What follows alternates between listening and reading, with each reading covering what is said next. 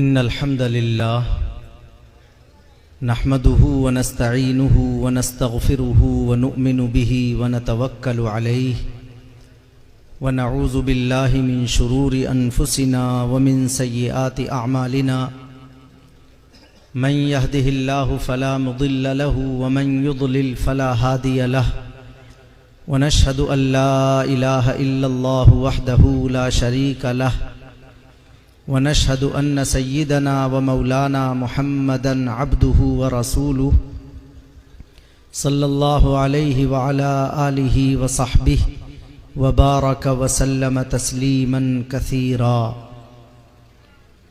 अम्मा बअद फ़अऊज़ु बिल्लाहि मिनश शैतानिर रजीम बिस्मिल्लाहिर रहमानिर रहीम। इन्नल्लज़ीना क़ालू रब्बुनल्लाहु सुम्मा इस्तक़ामू ततनज़्ज़लु अलैहिमुल मलाइकतु अल्ला तख़ाफ़ू वला तहज़नू व अबशिरू बिल जन्नतिल्लती कुन्तुम तुअदून नहनु औलियाउकुम फ़िल हयातिद दुनिया व फ़िल आखिरह वलकुम फ़ीहा मा तश्तही अनफुसुकुम वलकुम फ़ीहा मा तद्दऊन नुज़ुलम मिन गफ़ूरिर रहीम। सदक़ल्लाहुल अज़ीम। दुरूद शरीफ पढ़ने में अल्लाहुम्मा सल्लि अला सय्यिदिना मुहम्मद व अला आलि सय्यिदिना मुहम्मदिन व बारिक व सल्लिम। सदर नशीन मजलिस दामत बरकातुहुम मुवक्कर मोहतरम हज़रात उलमाए किराम और निहायत मोहब्बतों के काबिल बुज़ुर्गों और भाइयों, मेरी घड़ी में 9:05 हो रहे हैं और मुझे आधा घंटा आपसे बात करनी है, यानी 9:35 तक। नाज़िम इजलास दामत बरकातुहुम ने कई मरतबा ज़िक्र किया कि उन्वान सीरत का है, और जब मुझे आवाज़ दी तब भी इस तरह के जुमले बोले। यूँ तो दीन की जो भी बात कही जाए जाहिर है कि वो हमारे लिए वही सरमाया है जो हमें जनाब रसूलुल्लाह सल्लल्लाहु अलैहि वसल्लम की सीरत और उसवे से मिला है। लेकिन कई मरतबा गुफ्तगू से हर सुनने वाले को ये लगता है कि ये सीरत बयान हो रही है, और कई मरतबा इस तरह नहीं लगता, क्योंकि वो बराह रास्त कोई सीरत का मजमून नहीं होता है।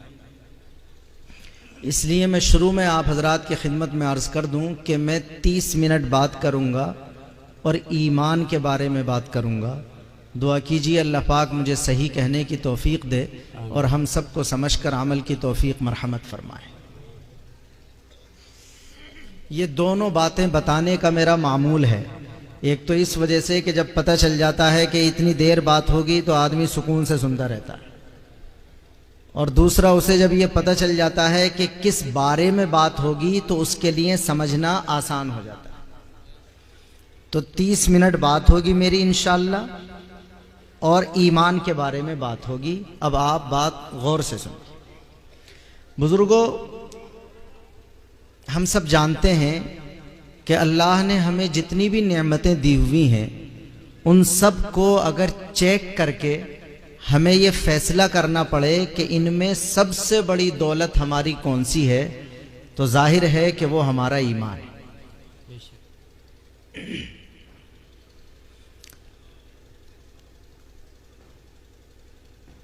माल भी कोई नाजायज चीज नहीं है, अल्लाह की दी हुई बहुत बड़ी दौलत है। औलाद भी अल्लाह की बहुत बड़ी दौलत है। हमारी अपनी जान भी अल्लाह की दी हुई बहुत बड़ी दौलत है। लेकिन एक मुसलमान को जब अपील करके देखा जाए, झंझोड़ करके पूछा जाए, थोड़ा सही करके फैसला लेने के बारे में कहा जाए कि ये बताओ कि सबसे बड़ी दौलत कौन सी है, तो मुमकिन है वो हमारा भाई नमाज ना पढ़ता हो, मुमकिन है आमाल से दूर हो, लेकिन उसे जब उसका ईमान याद दिलाकर पूछा जाएगा तो मैं समझता हूं कि हर ईमान वाले का जवाब यह होगा कि मौलाना साहब क्या बिल्कुल ही काफिर समझ लिया, भाई हमारी सबसे बड़ी दौलत हमारा ईमान।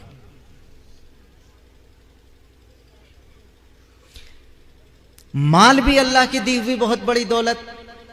हम पैसा खर्च करते हैं, देखो इतने खर्चे करके जलसा कर रहे, मस्जिदें बनाते, गरीबों यतीमों का ख्याल रखते, पैसे लाखों खर्च करके हज करने के लिए जाते हैं।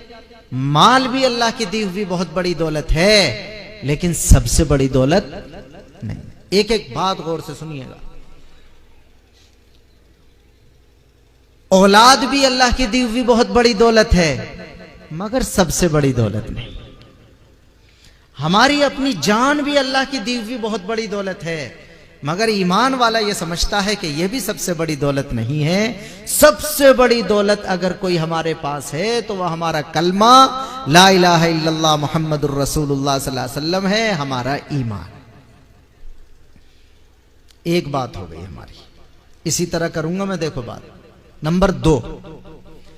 जब कोई शख्स किसी चीज को अपनी दौलत समझ लेता है तो फिर खुद उसकी हिफाजत की फिक्र करने लगता है। उसके सामने जलसा नहीं करना पड़ता, उसकी ठोड़ी में हाथ डाल के खुशामद नहीं करनी पड़ती कि इसकी हिफाजत करो, उसे डांटना नहीं पड़ता कि इसकी हिफाजत करो। बगैर जलसा किए, बगैर तकरीर किए, बगैर खुशामद के, बगैर डांटे डपटे, जब कोई शख्स किसी चीज को अपनी दौलत समझ लेता है तो उसकी हिफाजत की, बोलो भाई, फिक्र करने लगता है। सोने चांदी का जेवर हमारे घरों में होता है, हम में से हर एक उसे अपनी दौलत समझता है तो फिर 4-4, 5-5 तालों में बंद करके रखता है। तिजोरी का ताला लगाएगा, सेफ का ताला लगाएगा, कमरे का ताला लगाएगा, मेन गेट का ताला लगाएगा। सफर में जाएगा तो बीवी से कहेगा चाबी सेफ की सही जगह रखना, किसी बच्चे के हाथ ना लग जाए। मुझे थोड़ी देर बात करनी है, इसलिए मैं तफसील में नहीं जा रहा हूं, सिर्फ इशारे इशारे करके अपनी बात के मैं आगे बढ़ रहा हूं। ना हमें तकरीर करने की जरूरत पड़ी कि भाई इसके अपनी जेवर की हिफाजत करो, ना हमें जलसा करके बताना पड़ा कि इसकी हिफाजत करो। कोई तकरीर की, जलसे की, समझाने की, डांटने की कोई जरूरत पेश नहीं आई। क्यों हिफाजत कर रहा है बंदा? इसलिए कि उसके दिल में ये यकीन आ चुका है कि ये जो सोने चांदी की चीज है ये मेरी दौलत है। तो नंबर 1, हमारी सबसे बड़ी दौलत हमारा ईमान। और नंबर 2, जब कोई शख्स किसी चीज को अपनी दौलत समझ लेता है तो उसकी हिफाजत की फिक्र करने लगता है। नंबर 3, जितना मैं आगे बढ़ रहा हूं अगली बात पहली से ज्यादा अहम है। नंबर 3, बड़ी वाली दौलत को बचाने के लिए छोटी वाली दौलतों को कुर्बान किया जाता है। बड़ी वाली, दूसरी बार बोल रहा हूं, देखो मैं टीचर हूं, क्लास में पढ़ाता हूं, इसलिए आपको लगे कि पता नहीं वैसे स्टाइल में तकरीर नहीं हो रही तो नहीं हो पाती हमसे, हम इसी तरह समझा पाते हैं। बड़ी वाली दौलत को बचाने के लिए छोटी वाली दौलतों को क्या करना पड़ता है? कुर्बान करना पड़ता है, कुर्बान किया जाता है। फिर टोक रहा हूं, मेरे लफ्ज पर गौर करें। और ये छोटी दौलतों को कुर्बान करके बड़ी दौलत को बचाना बेवकूफी नहीं होती, बल्कि आला दर्जे की अक्लमंदी होती। बड़ी वाली दौलत को बचाने के लिए छोटी वाली दौलतों को कुर्बान किया जाता है, और यह कुर्बान करना बेवकूफी नहीं होती, बल्कि आला दर्जे की अक्लमंदी होती। किसी शायर का मिसरा है, अब भाई अखलाक कितने शेर सुनाते हैं, मैं सिर्फ एक मिसरा सुना रहा हूं कि हमने जो खत्मे था उसके भी अलावा पढ़ लिया, तो जो खत्मे हैं वो भी पढ़ना है आपको, और जो खत्मे नहीं है वो भी पढ़ना, जो लिखा है वो भी पढ़ना है, जो नहीं लिखा वो भी पढ़ना है, जो बोला जा रहा है वो भी समझना है, जो नहीं बोला जा रहा वो भी समझना। हमारी सबसे बड़ी दौलत हमारा ईमान। और जब कोई शख्स किसी चीज को अपनी दौलत समझ लेता है तो फिर वो खुद उसकी हिफाजत की फिक्र करने लगता है। और नंबर 3, बड़ी वाली दौलत को बचाने के लिए छोटी वाली दौलतों को कुर्बान किया जाता है, और यह कुर्बान करना बेवकूफी नहीं होती, बल्कि आला दर्जे की अक्लमंदी होती। मैं इसकी एक मिसाल देता हूं। हमारे बच्चे की सबसे छोटी उंगली में कोई चोट आ गई और वह अस्पताल चला गया, सीरियस हो गया मसला, जख्म गहरा हो गया, उसमें कुछ कैफियतें बदलने लगी, उंगली कटने का खतरा हो गया, आगे बढ़ने लगा, बांव कटने का खतरा हो जाता है कई मर्तबा। अब बताइए, एक है औलाद वाली दौलत और एक है माल वाली दौलत। कौन बेवकूफ है जो अपनी माल वाली दौलत को बचा ले और अपने बच्चे को मौत की हाथ में मुंह में ले जाकर के डाल दे।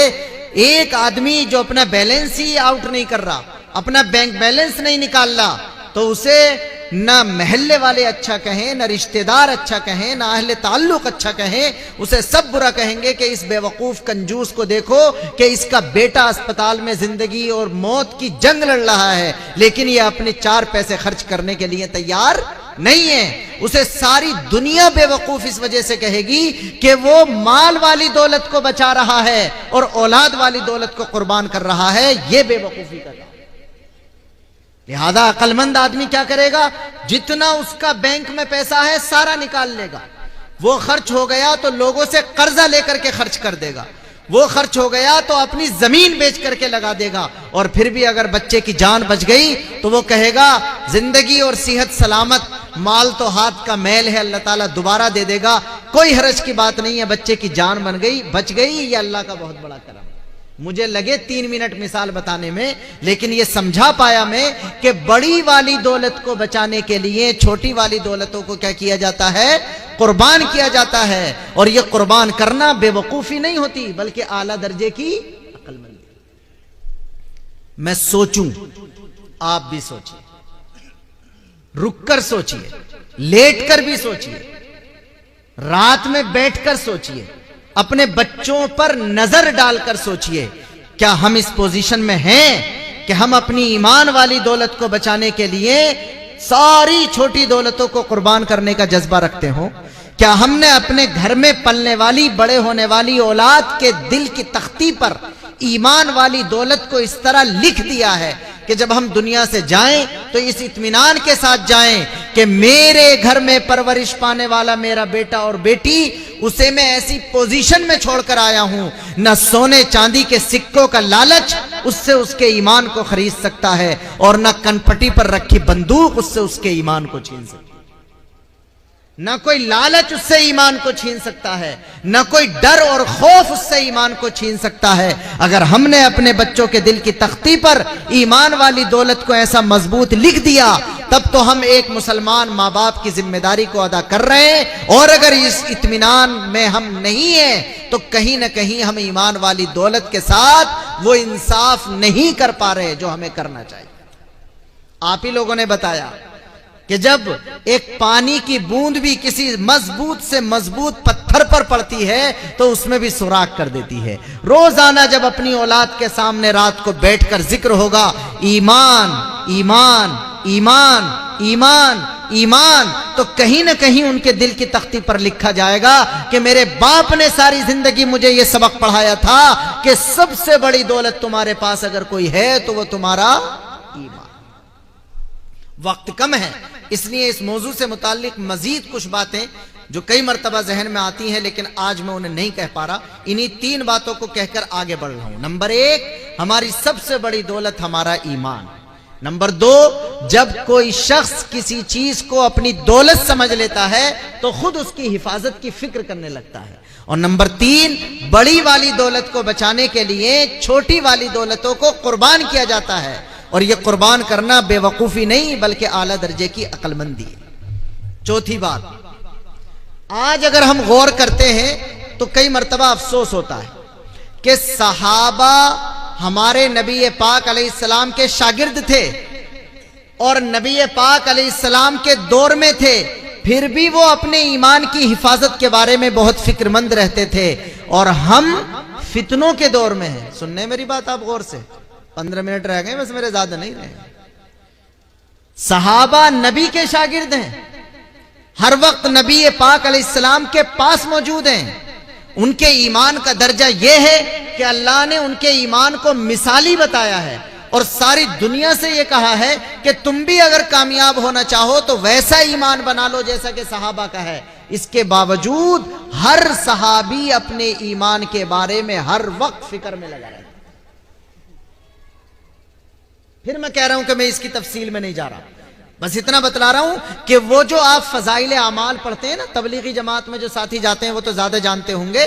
फजाइल आमाल जो किताब है हजरत शेख की, उसका सबसे पहला हिस्सा, उसका नाम है हिकायात सहाबा। उसका नाम है हिकायात सहाबा। सुन लीजिए मैं क्या कह रहा हूं, नाम हिकायात सहाबा है और असल में वो दास्तान है उसी की जो बात मैंने तीसरे नंबर पर बताई। सहाबा ने अपनी माल वाली दौलत को कुर्बान करके ईमान वाली दौलत को बचाया है, अपनी औलाद वाली दौलत को कुर्बान करके अपनी ईमान वाली दौलत को बचाया है, और अपनी जान वाली दौलत को भी कुर्बान करके अपनी ईमान वाली दौलत को बचाया है। तो नाम है उसका हिकायात सहाबा, मगर वो दास्तान है इस बात की कि सबसे बड़ी वाली दौलत ईमान को बचाने के लिए अगर आप किसी ऐसे मोमेंट में पहुंचे हुए हैं, ऐसे चौराहे पर खड़े हैं जहां सारी छोटी दौलतों को कुर्बान करना पड़ेगा, तब जाकर के हमारी सबसे बड़ी दौलत ईमान बचेगी। तो ये दिल गुर्दा होना चाहिए कि हम अपनी सारी छोटी दौलतों को कुर्बान करके इंशाअल्लाह अपने ईमान वाली दौलत को बचा करके ले जाएंगे अल्लाह के पास। और बुजुर्गों एक बात और सुन लो, ये जो कुर्सी पे बैठकर कोई भी बात करता है, वो जो बात कर रहा होता है वो यूं ही नहीं कर रहा होता, उसके दिमाग में कुछ ना कुछ तकाजे और जरूरतें चल रही होती हैं, इस वजह से किसी मौजू पर बात करने को चुनता है।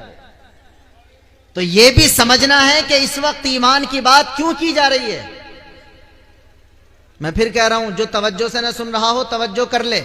हमारे नबी पाक अलैहिस्सलातु वस्सलाम ने अपनी अहादीस में, अपनी सीरत में, अपने उसवे में, अपनी तालीमात में हमें सिर्फ नमाज रोजे के मसले ही नहीं बताए, बल्कि उसके साथ साथ पेशीन गोइयों में ये भी बतलाया था कि जब दुनिया अपने दी एंड की तरफ बढ़ेगी, जब दुनिया अपने खत्म होने की तरफ तेज चलेगी, तो उस वक्त पूरी दुनिया के हालात में क्या तब्दीली आएगी, ये सब भी हमारे नबी पाक अलैहिस्सलाम ने हमें बताया।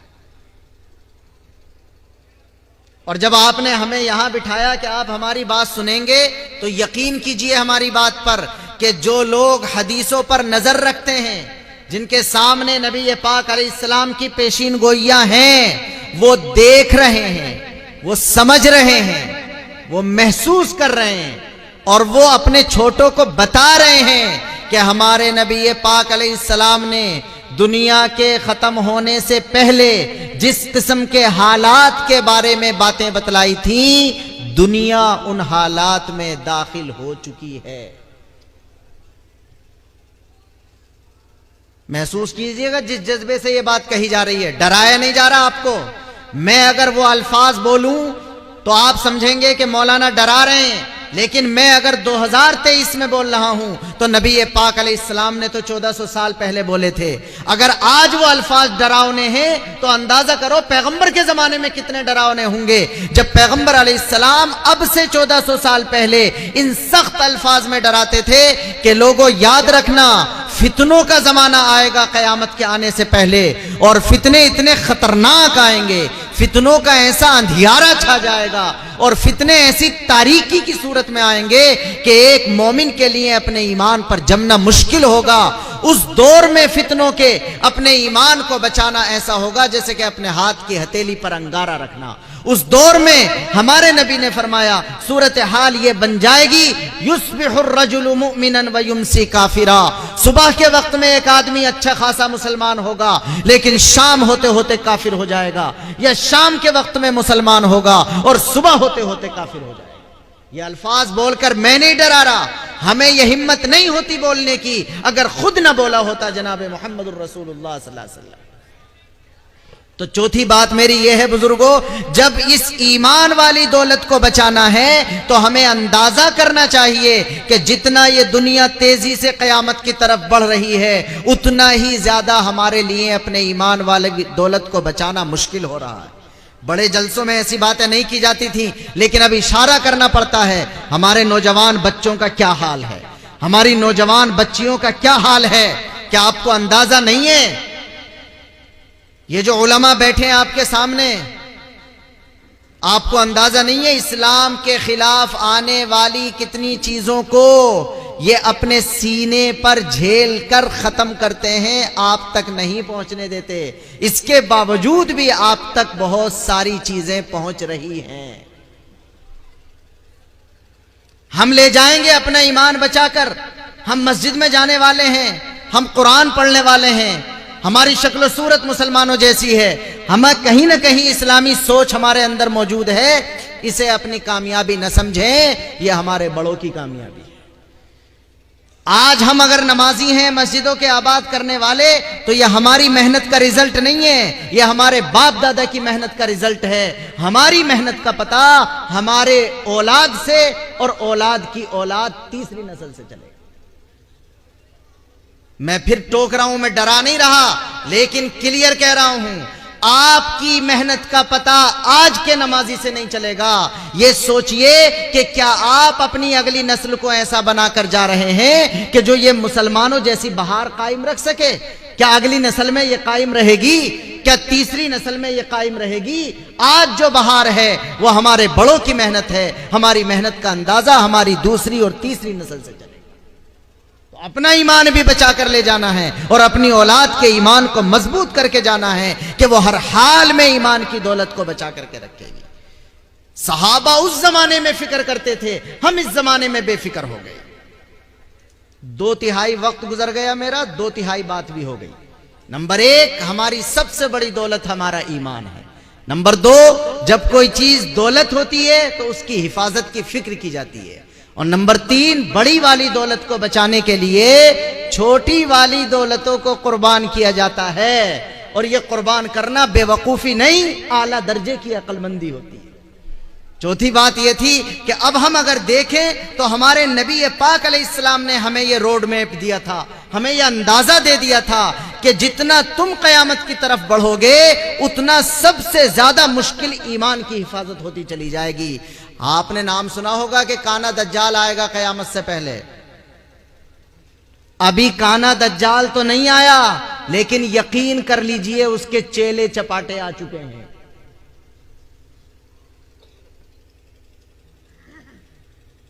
और वो सबसे ज्यादा हमारी नस्लों के ईमान को खरीद रहे हैं। मैं कह रहा था कि बातें नहीं बताई जाती थी, बताना पड़ता है। आजकल ये मोबाइल है, इसने क्या कर रखा है, सबसे पहले हमारे बच्चे या बच्ची के नंबर पे एक अजनबी नंबर से मैसेज आता है, एक अजनबी नंबर से कॉल आती है। देखने में वो एक अजनबी नंबर का मैसेज है, लेकिन इंसान की नफ्सियात और मिजाज है कि वो रिप्लाई देता है कि भाई कौन हो। जो चीज एक छोटा सा अजनबी नंबर का मैसेज थी, मैं फिर कह रहा हूं, सिर्फ एक बार बोलूंगा, 2 बार नहीं, जो एक अजनबी नंबर की मिस कॉल थी, जो एक अजनबी नंबर का सिर्फ टेक्स्ट मैसेज था, कई मर्तबा 10 से 15 दिन लगते हैं, कई मर्तबा 1 महीना 40 दिन लगते हैं। उस एक मैसेज ने यह हंगामा कर दिया होता है कि हमारे बच्चे और बच्चियां बेवकूफी में ऐसा फैसला ले लेते हैं कि हमारी खानदान की इज्जत चली जाती है, और कई मर्तबा ऐसा फैसला ले लेते हैं कि खानदान की इज्जत भी जाती है और ईमान की दौलत भी जाती है। जिम्मेदारी है सरपरस्तों की, बाप की जिम्मेदारी है अपने बेटे के मोबाइल को चेक करना, मां की जिम्मेदारी है अपनी बेटी के स्कूल बैग को चेक करना। आप मेरा मोबाइल चेक नहीं कर सकते, मेरी प्राइवेसी है, मेरा पर्सनल मामला है, लेकिन बाप के लिए औलाद का कोई मामला पर्सनल नहीं होता। उसकी जिम्मेदारी है कि अपनी औलाद की एक एक चीज को चेक करे।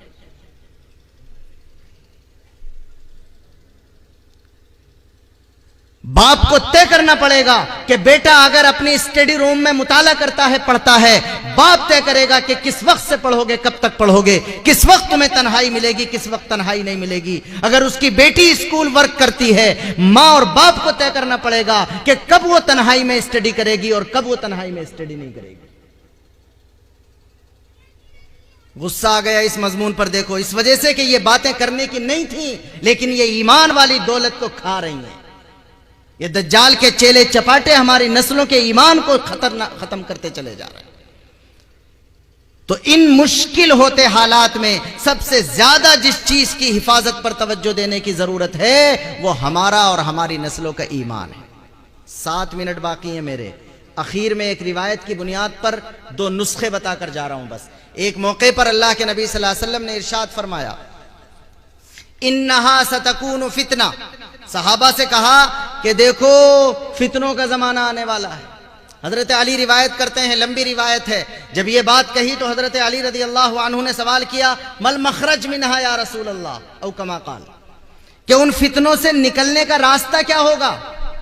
जब फितने आएंगे तो फितनों से निकलने का कोई ना कोई रास्ता भी तो होना चाहिए, इमरजेंसी दरवाजा होना चाहिए जहां से आदमी अपने आप को बचा करके ले जा सके। तो अल्लाह के नबी ने लंबी रिवायत में बातें इरशाद फरमाई जो यहां से शुरू होती है किताबुल्लाह, कि उन फितनों के हालात में, उन फितनों से बचकर निकलने का जो नुस्खा और रास्ता है वो है अल्लाह की किताब कुरान, अल्लाह की किताब कुरान, अल्लाह की किताब कुरान। मैं दो नुस्खे बतला रहा हूं, एक अल्लाह की किताब कुरान, एक अल्लाह का घर मस्जिद। जो मुसलमान अपने आप को अल्लाह की किताब कुरान की रस्सी से बांध लेगा, इंशाअल्लाह फितनों के हालात में भी उसके ईमान की हिफाजत आसान होगी। एक अल्लाह की किताब कुरान, एक अल्लाह का घर मस्जिद। सुन लीजिए गौर से, अल्लाह ने अपनी किताब जो उतारी उसको अल्लाह के नबी सल्लल्लाहु अलैहि वसल्लम ने कहा हुआ हब्लुल्लाहिल मतीन, ये जो कुरान है ये अल्लाह की मजबूत रस्सी है, ये अल्लाह की मजबूत रस्सी है, ये अल्लाह की मजबूत रस्सी है। मैं देहात में बात कर रहा हूं, आप समझेंगे। मेरी बकरी मेरे रस्से से बंधी हो और मेरे खूंटे से लगी हो तो कोई चोर कितना ही तेज क्यों ना हो, इतनी आसानी से मेरी बकरी छीनकर नहीं ले जा सकता। मेरी बकरी मेरे रस्से से बंधी हो, मेरे खूंटे से लगी हो तो मुमकिन है मैं उसकी हिफाजत में जख्मी हो जाऊं, मुमकिन है मुझे कोई चोट आ जाए, लेकिन इतनी आसानी से कोई मेरी बकरी को चुरा कर नहीं ले जा सकेगा। और अगर मेरी बकरी मेरे रस्से से बंधी हुई नहीं है, गली मोहल्ले में फिर रही है, इधर उधर फिर रही है, खेतों में चली गई है, तो उसको चुराने के लिए बड़े वाले चोर की भी जरूरत नहीं है, टपोरिया चोर भी उसे चुरा करके ले जाएगा। समझ में आ गई मिसाल। जो मुसलमान अपने आप को अल्लाह की रस्सी कुरान से बांध करके रखेगा, जो मुसलमान अपने आप को अल्लाह की रस्सी कुरान से बांध करके रखेगा, तो ये छोटे मोटे नहीं, अगर काना दज्जाल भी आ जाएगा तब भी इतनी आसानी से उसके ईमान का सौदा नहीं कर सकेगा। लेकिन जो मुसलमान अपने आप को अल्लाह की रस्सी कुरान से बांध कर नहीं रखेगा, वो कितना ही तुर्रम खां समझ रहा हो मेरा ईमान बड़ा मजबूत है, लेकिन उसके ईमान के लिए काने दज्जाल को आने की जरूरत नहीं है, उसके चेले चपाटे भी उसके ईमान का खात्मा करने के लिए कर। अल्लाह के नबी ने बतलाया है हमें, उन फितनों के दौर में अपने ईमान की हिफाजत अगर करना चाहते हो तो अल्लाह की रस्सी कुरान से अपने आप को बांधना पड़ेगा। फिक्र करेंगे भाई इंशाअल्लाहुल अजीज। अपनी मस्जिदों में दरसे कुरान कराइए, अपने इमाम और आलिम से टाइम लीजिए कि हमें हफ्ते में 2 दिन 3 दिन 1 दिन जितना हो समझाएं, अल्लाह की किताब पढ़कर बतलाएं। उससे पता चलता है कि मूसा अलैहिस्सलाम के जमाने में क्या हालात थे, मूसा उन हालात से कैसे निकले, हजरत इब्राहीम अलैहिस्सलाम के जमाने में क्या हालात थे, वो उन हालात से कैसे निकले।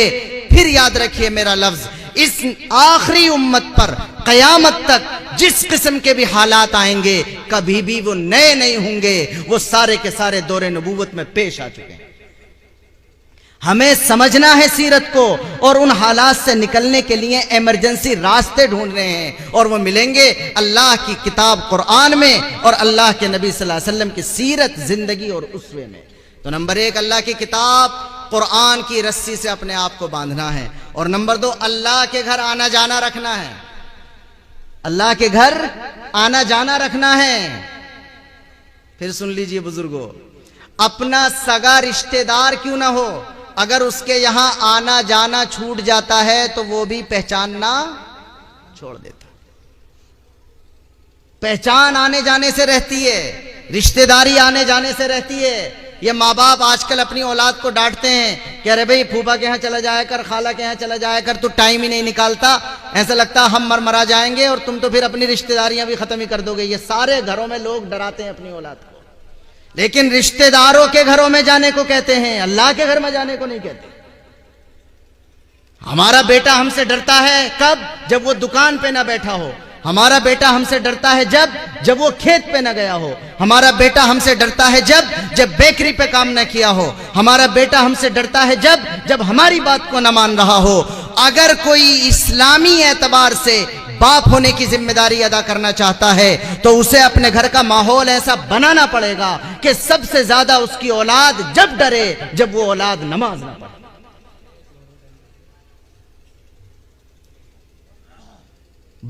बेटे को पता होना चाहिए कि मेरा अब्बा सारी गलती माफ कर सकता है, लेकिन अगर नमाज नहीं पढ़ी तो मेरा अब्बा इसको माफ नहीं कर सकता। जब तक घर में ये माहौल नहीं होगा तो अल्लाह के घर आना जाना बाकी नहीं रहेगा, और जब अल्लाह के घर आना जाना बाकी नहीं रहेगा तो फिर अल्लाह को भी परवाह नहीं होगी कि कौन सी वादी और कौन से गड्ढे में जाकर आदमी हलाक हो रहा है। तो एक अल्लाह की रस्सी कुरान से अपने आप को मजबूत बांधना है, और एक अल्लाह के घर आना जाना रखना है। 5 टाइम है नमाज 24 घंटे में।